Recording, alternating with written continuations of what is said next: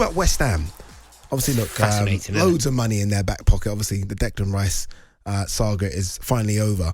And West Ham have done themselves, I think, a bit of a mischief here. Yes. Obviously, look, they held up. They said, this is what we want for Declan Rice. They pushed and pushed and pushed, didn't they? To the point where Arsenal went over that £100 million barrier.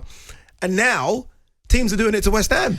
West Ham United are Dr. Frankenstein. They've created a monster, and that monster is now consuming them. That's what's happened here. They created a world, they created a situation where they made it very much a buyer's market. They made it that lavish, exorbitant sums were needed to get anywhere near a player. Yeah. They made it so difficult for anybody because of the amount of money that they set. Like, you've got to remember, one day after they won that trophy, the first time that West Ham United won a trophy since 1980, one day later, their chairman was on talkSPORT acknowledging that he was for sale. Acknowledging that he was for sale for the right price. So they created a world where it was all about the seller. It was all by about... the way, that right price was over 100 million. That right price was over 100 million pounds. So what they did was they made sure that everybody knew, firstly, that West Ham are now caked.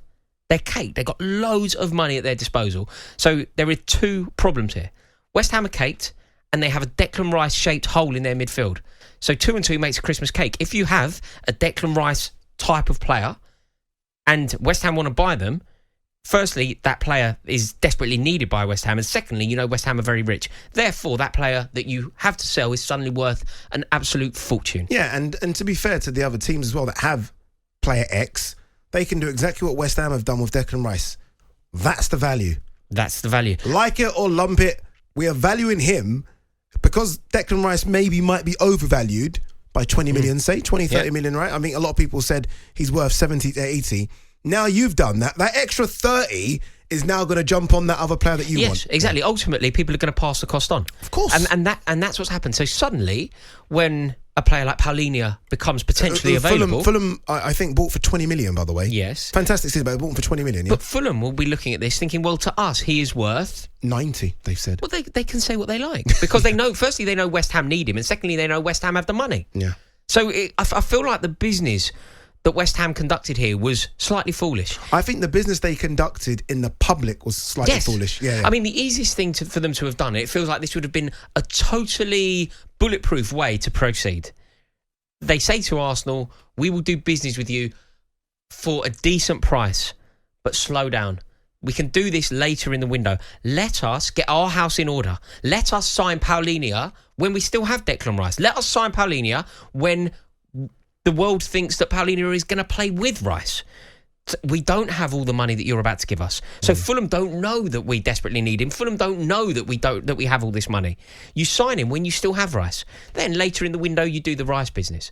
You sign the replacements before you have sold the player. And that alleviates this situation. Because now, any time West Ham United inquire about a player, but particularly a midfielder, the world knows you need them. It's Chelsea. Chelsea have done this very similar thing. We have sold, since January, half a dozen midfielders. Since January. Yeah.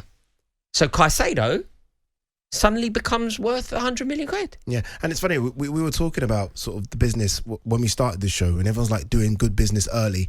Now, the season starts in 4 weeks. Yes. Panic stations. Well, a lot of teams have already played a pre-season game. You're on your pre-season tour. Yeah, this is it now. If you want someone, you have to take them away from the plans of the existing manager, which is going to cause a big problem, and you have to pay for that privilege of doing that. Yeah, I think... So if West Ham want Paulinho, West Ham, I think it was a 45 million bid rejected. They're going to at least have to go to 65, 70.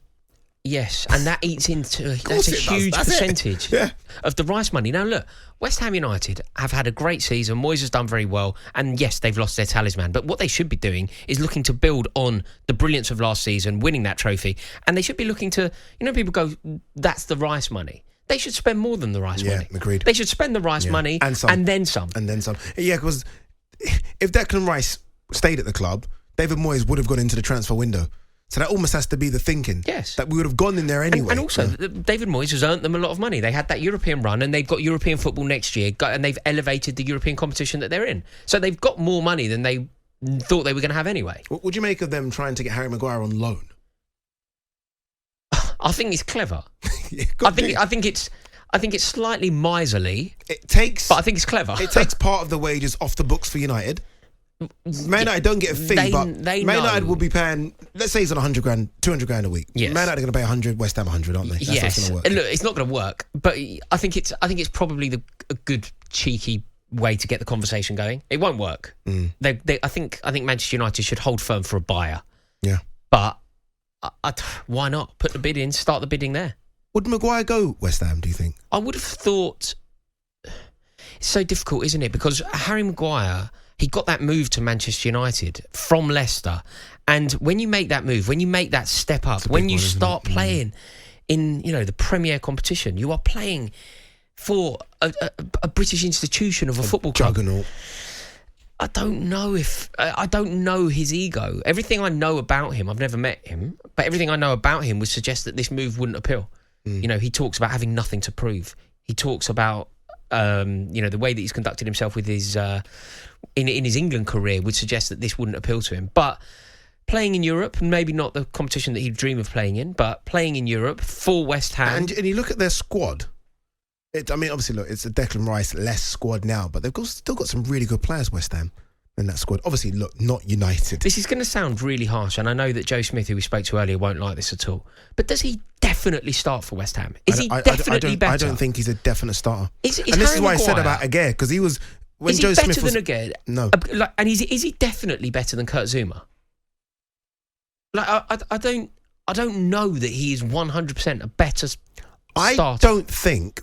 Look, he probably is just a little bit better than Zouma, but I don't think there'll be West Ham fans rallying around to get this deal done. Like, we need to get him in. Do you know what I mean? It isn't one of those, is it? No, I don't think it is. Like, on one level, he's an England international. You're signing Manchester United's captain, and that in itself is a bit of a statement for West Ham. Signing the Manchester United captain. I know that's no more, but this time last season he was Manchester United's captain. So signing a player like that, an England international. There is something decent there, but equally, I would say, I think with Maguire, in terms of the clubs in the Premier League that need a centre back, prestige, fantastic stadium, Spurs, isn't it? Like, Spurs is just the perfect fit. But then a lot of Spurs fans will say he's far better than what they've got there already, and Spurs still have that prestige. You don't feel like you've fallen down that big. He gets in the Tottenham team, but how porous, how vulnerable is a back line of Romero and Maguire? I don't know that's a... Does he want to do that? Is he up for that? Yeah. What do you think? No, it's funny you say that actually as well, because if it was Conte and Mourinho, who don't really allow their defenders to push up and play on the halfway line, Postecoglou, remember we spoke to a Celtic guest, didn't we?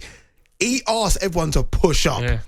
And you know what Maguire doesn't like? People running in behind him. Yeah, he wants to sit on his own back line. And look, I've been thinking about this West Ham. I don't think he gets in their team. Aguerd, Zouma, Ogbonna. I just don't think he definitely starts. And whatever move Harry Maguire makes now, he has to start. Yeah. Everything that's been levelled at him so far, particularly around his England career. You can't play for England if you don't start football. Well, you kind of can get away with it when the club you're at is Manchester United. If you're at Manchester United, being on Manchester United's bench probably makes you good enough to play for England, particularly in that position. I'm afraid if you're sitting on West Ham United's bench, you're not in the England team, and that's the end of it. If you're sitting on Tottenham's bench, you are not in the England team, and that is the end of it. I've just very quickly before we go to the break, I've just got the table from last season. Right, this, and I'm a simple yes or no. Obviously, Man City, Arsenal, he doesn't start. United, clearly, obviously, that's the issue. Newcastle, does he get in the Newcastle team? Yeah, it's Newcastle. Yeah. I don't know. Newcastle, gents. I'm looking at my. I don't think so. I really don't think so. Yeah. Everything that this Newcastle team Fabian Schär, Sven Botman, I don't think he does. Also, just I remember Newcastle, one of the stingiest, sort of, in terms of conceding goals last season, was stingy. So their defence is okay. Obviously, Liverpool, we move on. Brighton. No, not the way they play football. Not the way De Zerbi plays. Aston Villa, no. Aston Villa, hang on. Pau Torres has just been signed. No. Yeah, that's true. No, it's not working there. Does he go abroad? Is that the answer? I've got the team for him. I've got the team for him. You're going to say Chelsea? Brentford. He's not going to Brentford, mate. Harry Maguire. It's a good project in Brentford. Harry Maguire won't go to Brentford. He moves to London. It's perfect. I imagine Harry Maguire doesn't particularly care about moving to London, and he definitely doesn't want to go to Brentford. I think he goes abroad. I think the best move is to go abroad. I think he has to go abroad. Yeah. I think where? This is so difficult, isn't it? This is so difficult. Like, I'm genuinely trying to do this now without any tribalism, without any bias. What club should Harry Maguire go to, and what club needs Harry Maguire's services? That's the difference. It's not easy. It's not easy. It's not easy. Because I think for his England career to continue, remember, this time next year, England will have hopefully won a European Championship in Berlin. By this time next year, that will have happened. Harry Maguire wants to be in that team. I'm just not sure that he can go to the Premier League clubs that you are mentioning. Therefore, he's going to have to look abroad.